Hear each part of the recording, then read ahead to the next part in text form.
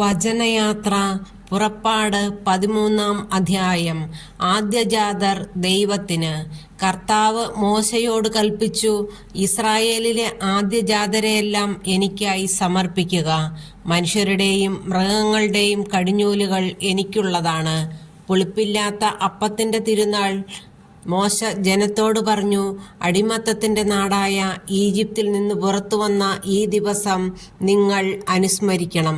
കർത്താവാണ് തന്റെ ശക്തമായ കരത്താൽ നിങ്ങളെ അവിടെ നിന്ന് മോചിപ്പിച്ചത്. ഈ ദിവസം ആരും പുളിപ്പുള്ള അപ്പം ഭക്ഷിക്കരുത്. ആബീബ് മാസത്തിലെ ഈ ദിവസമാണ് നിങ്ങൾ പുറപ്പെട്ടത്. കനാന്യർ, ഹിത്യർ, അമോര്യർ, ഹിവ്യർ, ജബൂസ്യർ എന്നിവരുടെ നാട്ടിലേക്ക് നിങ്ങൾക്ക് നൽകാമെന്ന് കർത്താവ് നിങ്ങളുടെ പിതാക്കന്മാരോട് വാഗ്ദാനം ചെയ്ത തേനും പാലും ഒഴുകുന്ന ദേശത്തേക്ക് അവിടുന്ന് നിങ്ങളെ പ്രവേശിപ്പിച്ചു കഴിയുമ്പോൾ ഈ മാസത്തിൽ ഈ കർമ്മം നിങ്ങൾ അനുഷ്ഠിക്കണം. നിങ്ങൾ 7 ദിവസത്തേക്ക് പുളിപ്പില്ലാത്ത അപ്പം ഭക്ഷിക്കണം. 7-ാം ദിവസം കർത്താവിൻ്റെ തിരുനാളായി ആചരിക്കണം. 7 ദിവസത്തേക്ക് പുളിപ്പില്ലാത്ത അപ്പമേ ഭക്ഷിക്കാവൂ. പുളിപ്പുള്ള അപ്പം നിങ്ങളുടെ പക്കൽ കാണരുത്. പുളിമാവ് നിങ്ങളുടെ നാട്ടിലെങ്ങും ഉണ്ടായിരിക്കരുത്. ആ ദിവസം നിന്റെ മകനോട് പറയണം, ഈജിപ്തിൽ നിന്ന് ഞാൻ പുറത്തു പോന്നപ്പോൾ കർത്താവ് എനിക്ക് വേണ്ടി പ്രവർത്തിച്ചതിൻ്റെ ഓർമ്മയ്ക്കായിട്ടാണിത്. ഇത് നിന്റെ ഭുജത്തിൽ ഒരടയാളവും നെറ്റിയിൽ ഒരു സ്മാരകവും എന്ന പോലെ ആയിരിക്കണം. അങ്ങനെ കർത്താവിൻ്റെ നിയമം എപ്പോഴും നിന്റെ അധരത്തിലുണ്ടായിരിക്കട്ടെ. എന്തെന്നാൽ ശക്തമായ കരത്താലാണ് കർത്താവ് നിങ്ങളെ ഈജിപ്തിൽ നിന്ന് മോചിപ്പിച്ചത്. വർഷം തോറും നിശ്ചിത സമയത്ത് ഇത് ആചരിക്കണം. ആദ്യജാതരുടെ സമർപ്പണം.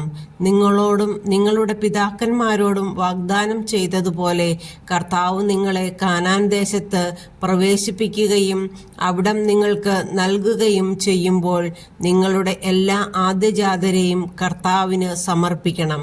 മൃഗങ്ങളുടെ കടിഞ്ഞൂലുകളിലും ആൺകുട്ടികൾ കർത്താവിനുള്ളവയായിരിക്കും. എന്നാൽ ഒരു ആട്ടിൻകുട്ടിയെ പകരം കൊടുത്ത് കഴുതയുടെ കടിഞ്ഞൂലിനെ വീണ്ടെടുക്കാം. വീണ്ടെടുക്കുന്നില്ലെങ്കിൽ അതിൻ്റെ കഴുത്ത് ഞെരിച്ച് കൊന്നുകളയണം. നിങ്ങളുടെ മക്കളിൽ ആദ്യജാതരെയെല്ലാം വീണ്ടെടുക്കണം.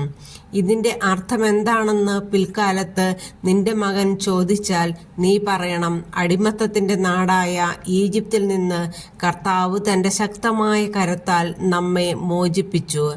നമ്മെ വിട്ടയക്കാൻ ഫറവോ വിസമ്മതിച്ചപ്പോൾ ഈജിപ്തിലെ ആദ്യജാതരെ, മനുഷ്യരുടെയും മൃഗങ്ങളുടെയും കടിഞ്ഞൂലുകളെയെല്ലാം കർത്താവ് സംഹരിച്ചു. അതിനാലാണ് മൃഗങ്ങളുടെ കടിഞ്ഞൂലുകളിൽ ആൺകുട്ടികളെയെല്ലാം ഞാൻ കർത്താവിന് ബലിയർപ്പിക്കുന്നത്. എന്നാൽ എൻ്റെ കടിഞ്ഞൂൽ പുത്രന്മാരെ ഞാൻ വീണ്ടെടുക്കുന്നു.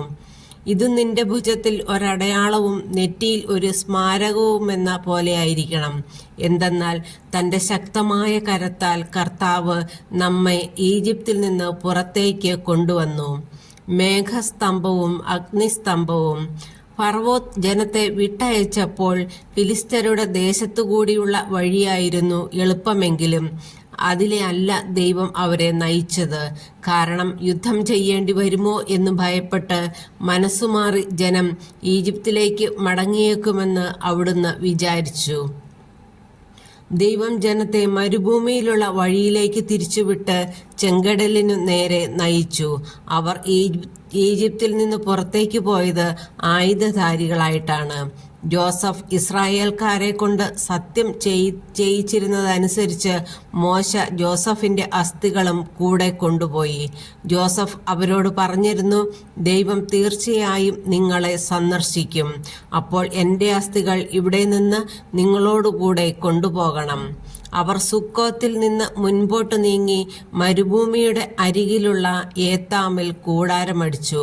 അവർക്ക് രാവും പകലും യാത്ര ചെയ്യാനാവും വിധം പകൽ വഴികാട്ടാൻ ഒരു മേഘസ്തംഭത്തിലും രാത്രിയിൽ പ്രകാശം നൽകാൻ ഒരു അഗ്നിസ്തംഭത്തിലും കർത്താവ് അവർക്ക് മുൻപേ പോയിരുന്നു.